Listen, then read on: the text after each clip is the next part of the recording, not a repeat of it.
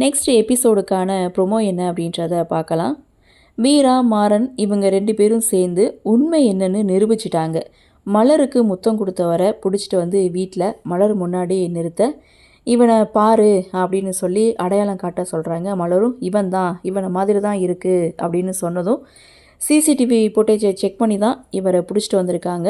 So அந்த இடத்துல மன்னிச்சிடுமா, என்னை பழிவாங்கிற நோக்கத்தில் அந்த ஆதித்யா தான் இப்படி ஒரு வேலையை வந்து பார்த்துருக்கான் அப்படின்னு சொல்ல, அந்த இடத்துல மலர் பார்த்திங்கன்னா மாறன்கிட்ட மன்னிப்பு கேட்குறாங்க. ஸோ யாராக இருந்தாலும் அந்த வீடியோவை பார்த்தாங்கன்னா சந்தேகப்பட தான் செய்வாங்க.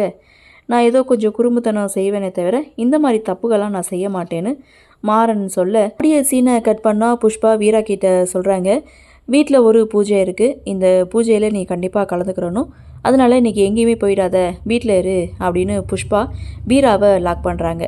அந்த இடத்துல வீரா சொல்கிறாங்க, இல்லை நான் கண்டிப்பாக கலெக்டர் ஆஃபீஸ் போயே ஆகணும் அப்படின்னு சொல்ல, இந்த குடும்பத்துக்காக நீ இந்த ஒரு விஷயத்த கூட பண்ண மாட்டியான்னு இங்கே பேசியே வீராவை லாக் பண்ணுறாங்க. வீராவும் வீட்டில் இருக்கக்கூடிய பூஜை வேலைகளை பார்த்துட்ருக்காங்க. அப்போது மாறன் வீராவுக்கு ஹெல்ப் பண்ணுறாங்க. ஏன்னா இன்றைக்கி மினிஸ்டர் வராங்க, ஸோ கண்டிப்பாக கலெக்டர் அந்த இடத்துல இருக்கணும் அப்படின்னு சொல்லி இங்கே மாறன் வீராவை தான் கொண்டு போய் விட்டுட்டு வராங்க.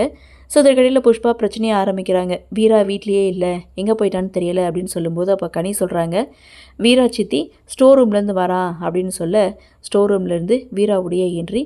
வீராவை பார்த்ததுமே புஷ்பா செம்ம ஷாக் ஆகிறாங்க. இவ்வளோ நேரம் இவன் வீட்டில் இல்லை, இப்போ இவன் எங்கேருந்து வரா அப்படின்ற மாதிரி இந்த ப்ரொமோவை முடிச்சிருக்காங்க. புஷ்பாவும் என்னென்னமோ பண்ணுறாங்க, பட் அவங்களால எதுவுமே முடியலை.